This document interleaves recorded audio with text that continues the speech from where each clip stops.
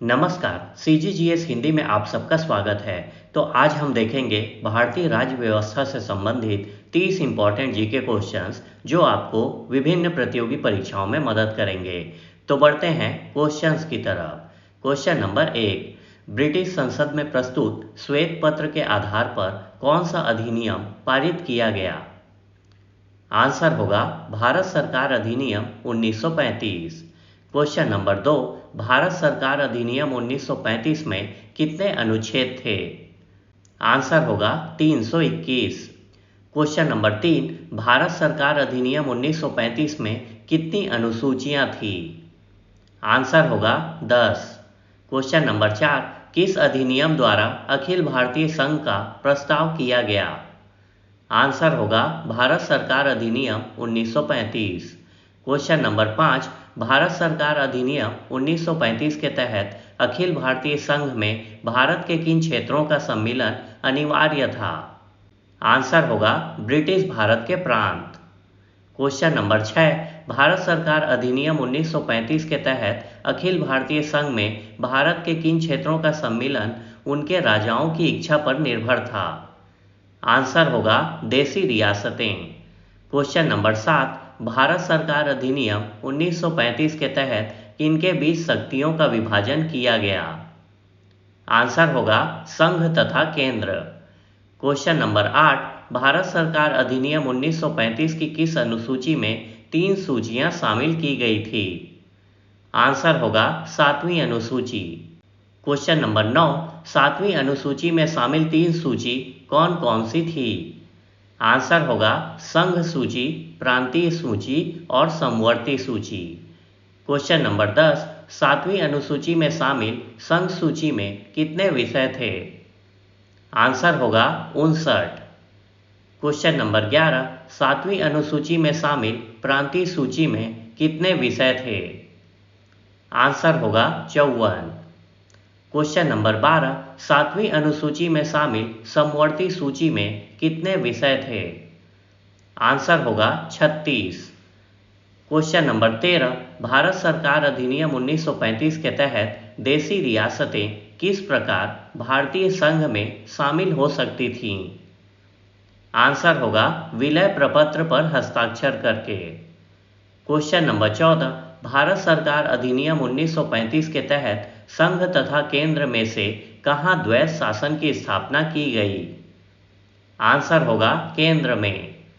Question number 15, Bharat सरकार अधिनियम 1935 के तहत किसको व्यापक शक्तियां प्रदान की गई? आंसर होगा गवर्नर जनरल को। क्वेश्चन नंबर 16, भारत सरकार अधिनियम 1935 के तहत केंद्र में किस तरह की विधायिका की स्थापना की गई? आंसर होगा द्विसदनात्मक। क्वेश्चन नंबर 17, भारत सरकार अधिनियम 1935 के तहत केंद्र में स्थापित विधायिका के 2 सदन कौन कौन से थे? आंसर होगा राज्य परिषद और केंद्रीय विधानसभा। क्वेश्चन नंबर 18, केंद्र में स्थापित विधायिका के 2 सदनों में से उच्च सदन कौन सा था?